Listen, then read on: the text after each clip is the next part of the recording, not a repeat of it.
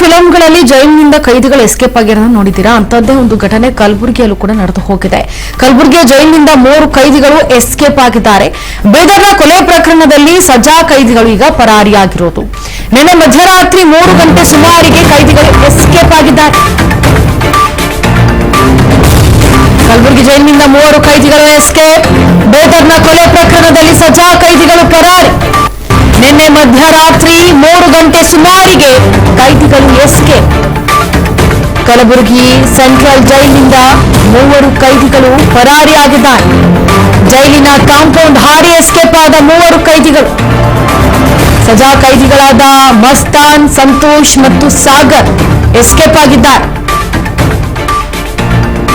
ನೋಡಿ, ನಿನ್ನೆ ಮಧ್ಯರಾತ್ರಿ 3 ಗಂಟೆ ಸುಮಾರಿಗೆ ಕೈದಿಗಳು ಎಸ್ಕೇಪ್ ಆಗಿರೋದು ಜೈಲಿನಿಂದ. ಅದು ಕೂಡ ಜೈಲಿನ ಕಾಂಪೌಂಡ್ ಅನ್ನ ಹಾರಿ ಎಸ್ಕೇಪ್ ಆಗಿದ್ದಾರೆ 3 ಕೈದಿಗಳು ಕೂಡ.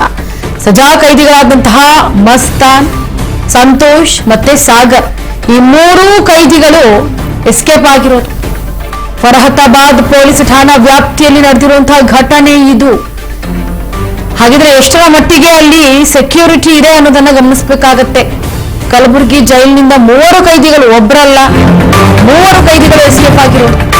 ಕೈದಿಗಳ ಪಲಾಯನಕ್ಕೆ ಜೈಲ್ ಸಿಬ್ಬಂದಿಯೇ ಸಾಥ್ ಕೊಟ್ಟಿರೋ ಶಂಕೆ ಇದೆ. ಜೈಲಿನ ಸಿಬ್ಬಂದಿಯೇ ಕೈದಿಗಳ ಹೊರ ಬಿಟ್ಟ ಬಗ್ಗೆ ಶಂಕೆ ವ್ಯಕ್ತವಾಗ್ತಾ ಇದೆ. ಲಾಕಪ್ ನಲ್ಲಿ ಇರಬೇಕಾದ ಕೈದಿಗಳು ಹೊರಗೆ ಯಾರು ಬಿಟ್ಟಿದ್ದು, ಯಾವ ಸಿಬ್ಬಂದಿ ಬಿಟ್ಟಿದ್ದು? ಜೈಲಿನ ಸಿಬ್ಬಂದಿಯ ಅಧಿಕಾರಿಗಳ ಮೇಲೆ ಗುಮಾನಿ ಇದೆ. ಕೈದಿಗಳ ಪಲಾಯನಕ್ಕೆ ಜೈಲ್ ಸಿಬ್ಬಂದಿಯೇ ಸಾಥ್ ನೀಡಿದ್ದಾರೆ ಅನ್ನೋ ಪ್ರಶ್ನೆಗಳು ಈಗ ಕೇಳಿ ಬರ್ತಾ ಇರೋದು. ಎಸೆದು ಫರಹತಾಬಾದ್ ಪೊಲೀಸ್ ಠಾಣಾ ವ್ಯಾಪ್ತಿಯಲ್ಲಿ ನಡೆದಿರುವಂತಹ ಘಟನೆ. ಇತ್ತ 3 ಜನ ಕೈದಿಗಳು ಆ ಒಂದು ಕಾರಾಗೃಹದಿಂದ ಎಸ್ಕೇಪ್ ಆಗ್ತಿದ್ದಾರೆ ಅಂದ್ರೆ ಈ ಒಂದು ಕೈದಿಗಳ ಪಲಾಯನಕ್ಕೆ ಜೈಲ್ ಸಿಬ್ಬಂದಿಯೇ ಹಾಗಿದ್ರೆ ಸಾಥ್ ಕೊಟ್ರ? ಜೈಲಿನ ಸಿಬ್ಬಂದಿಯ ಈ ಒಂದು ಕೆಲಸದಿಂದಲೇ ಕೈದಿಗಳು ಈ ರೀತಿ ಎಸ್ಕೇಪ್ ಆದ್ರ, ಅಥವಾ ಜೈಲಿನ ಸಿಬ್ಬಂದಿಯೇ ಕೈದಿಗಳನ್ನ ಹೊರಬಿಟ್ಟಿದ್ದಾರಾ ಅನ್ನೋ ಬಗ್ಗೆ ಈಗ ಶಂಕೆ ವ್ಯಕ್ತವಾಗ್ತಾ ಇದೆ. ಲಾಕಪ್ ನಲ್ಲಿ ಇರಬೇಕಾದಂತಹ ಕೈದಿಗಳು ಹೇಗೆ ಹೊರಗೆ ಬಂದ್ರು? ಇದಕ್ಕೆ ಸಿಬ್ಬಂದಿಯ ಮೂಲ ಕಾರಣ ಆಗ್ತಾರೆ. ಯಾಕಂದ್ರೆ ಜೈಲಿನಲ್ಲಿ ಒಂದು ಟೈಮಿಂಗ್ಸ್ ಇರುತ್ತೆ. ಆ ಕಾರಾಗೃಹದಲ್ಲಿ ಇಷ್ಟು ಸಮಯದಿಂದ ಇಷ್ಟು ಸಮಯದವರೆಗೂ ಕೂಡ ಬೆಳಗ್ಗೆ, ಮಧ್ಯಾಹ್ನ, ಸಂಜೆ ಅವರನ್ನ ಬಿಡಲಾಗುತ್ತೆ. ಅಂದ್ರೆ ಲಾಕಪ್ ನಿಂದ ಹೊರ ಬಿಡಲಾಗುತ್ತೆ. ಅಲ್ಲಿಂದ ಮತ್ತೆ ಲಾಕಪ್ ಒಳಗಡೆ ಆ ಟೈಮಿಂಗ್ಸ್ ಹೋಗ್ಬೇಕಾಗುತ್ತೆ. ಸೆಂಟ್ರಲ್ ಜೈಲಿನಿಂದ 3 ಕೈದಿಗಳು ಎಸ್ಕೇಪ್ ಆಗಿರೋ ಕೇಸ್ ಸಂಬಂಧಪಟ್ಟಂತೆ ಸಜಾ ಕೈದಿಗಳು ಎಸ್ಕೇಪ್ ಆಗ್ತಾ ಇದ್ದಂತೆ ಖಾಕಿ ಫುಲ್ ಅಲರ್ಟ್ ಆಗಿದೆ. ಜೈಲಿಗೆ ನಗರ ಪೊಲೀಸ್ ಆಯುಕ್ತರ ಭೇಟಿ ನೀಡಿ ಪರಿಶೀಲನೆ ಕೂಡ ನಡೆಸಲಾಗ್ತಾ ಇದೆ. Commissioner doctor Sharanappa, SP, DCP ಅವರೆಲ್ಲರೂ ಕೂಡ ಭೇಟಿ ಕೊಟ್ಟಿದ್ದಾರೆ. ಜೈಲಿನ ಅಧಿಕಾರಿಗಳಿಂದ ಮಾಹಿತಿಯನ್ನ ಕಲೆ ಹಾಕ್ತಾ ಇದ್ದಾರೆ ಅಧಿಕಾರಿಗಳು. ಪರಾರಿಯಾದ ಕೈದಿಗಳ ಬಂಧನಕ್ಕೆ ತುರ್ತು ಕ್ರಮವನ್ನು ತೆಗೆದುಕೊಳ್ಳುವಂತೆ ಸೂಚನೆ ಕೂಡ ಕೊಡಲಾಗಿದೆ. ಇದ್ರ ಬಗ್ಗೆ ಮತ್ತಷ್ಟು ಮಾಹಿತಿಯನ್ನ ಕೊಡ್ತಾರೆ ನಮ್ಮ ಪ್ರತಿನಿಧಿ ರಾಜಶೇಖರಯ್ಯ.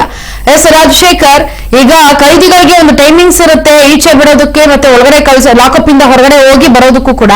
ಆದ್ರೆ ಕೈದಿಗಳು ಲಾಕಪ್ ಅಲ್ಲಿ ಇರುವಾಗ ಈ 3 ಕೈದಿಗಳು ಹೇಗೆ ಆ ಒಂದು ಅಷ್ಟು ಸಿಸಿ ಕ್ಯಾಮೆರಾಗಳಿರುತ್ತೆ, ಅಷ್ಟೊಂದು ಸಿಬ್ಬಂದಿ ವರ್ಗ ಇರುತ್ತೆ, ಆದ್ರೂ ಕೂಡ ಹೇಗೆ ಎಸ್ಕೇಪ್ ಆಗ್ತಾರೆ, ಏನು ಇದ್ರ ಬಗ್ಗೆ ಮತ್ತಷ್ಟು ಅಪ್ಡೇಟ್ ಕೊಡಿ.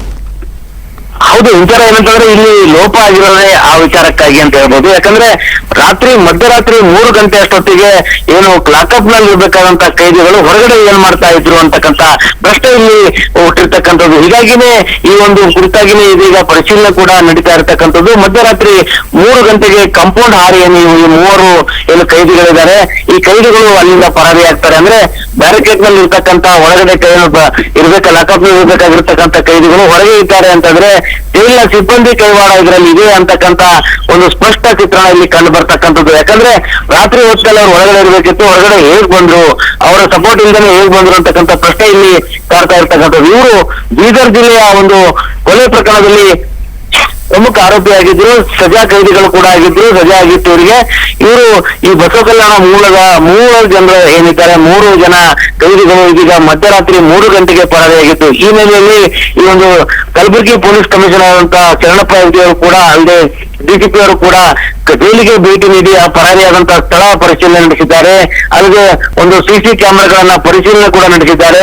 ಅಲ್ಲಿ ಅವರ ಬಂಧನಕ್ಕೆ ತುರ್ತು ಕ್ರಮ ನಡೀಬೇಕು ಅನ್ನೋ ನಿಟ್ಟಿನಲ್ಲಿ ಈ ಒಂದು ಕ್ರಮಕ್ಕೆ ಖಡಕ್ ಸೂಚನೆಯನ್ನು ಕೂಡ ಕೊಟ್ಟಿರ್ತಕ್ಕಂಥದ್ದು. ಯಾಕಂದ್ರೆ ಇದು ಬೃಹತ್ ಕಟ್ಟಡ ಇರತಕ್ಕಂತ ಒಂದು ಕಲಬುರಗಿ ಸೆಂಟ್ರಲ್ ಜೈಲ್ ಆಗಿರ್ತಕ್ಕಂಥದ್ದು. ತಪ್ಪಿಸಿಕೊಳ್ಳಲು ಸಾಧ್ಯ ಇಲ್ಲದಂತ ಸಂದರ್ಭದಲ್ಲಿ ಇವ್ರು ಹೇಗೆ ತಪ್ಪಿಸ್ಕೊಂಡ್ರು ಅಂತಕ್ಕಂಥ ವಿಚಾರವಾಗಿ ಯಾವ ರೀತಿಯಲ್ಲಿ ತಪ್ಪಿಸ್ಕೊಂಡ್ರು, ಎಲ್ಲಿ ಲೋಪ ಆಗಿದೆ, ಯಾರು ಇದಕ್ಕೆ ಸಪೋರ್ಟ್ ಮಾಡಿದ್ರಾ ಅಂತಕ್ಕಂಥ ಸಂಶಯಗಳು ಇಲ್ಲಿ ಎದ್ದು ಕಾಣ್ತಾ ಇರ್ತಕ್ಕಂಥದ್ದು. ಅದೇ ನಿಟ್ಟಿನಲ್ಲಿ ಕಮಿಷನರ್ ಭೇಟಿ ನೀಡಿ ವಿಚಾರಣೆ ಕೂಡ ನಡೆಸಿದ್ದಾರೆ, ಪರಿಶೀಲನೆ ಕೂಡ ನಡೆಸಿದ್ದಾರೆ, ಹಾರಿದಂತ ಕಾಂಪೌಂಡ್ ಸ್ಥಳವನ್ನು ಕೂಡ ಪರಿಶೀಲನೆ ಮಾಡಿದ್ದಾರೆ.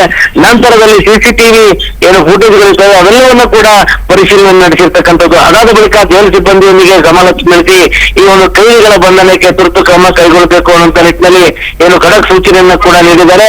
ಯಾರ ಕರ್ತವ್ಯ ಲೋಪ ಇದೆ ಅಂತಕ್ಕಂಥದ್ದು ಕಂಡುಹಿಡಿಯೋದಕ್ಕೂ ಕೂಡ ಸೂಚನೆಯನ್ನು ನೀಡಿರ್ತಕ್ಕಂಥದ್ದು. Inchara Rajashekharayya, thank you so much ನಿಮ್ಮೆಲ್ಲ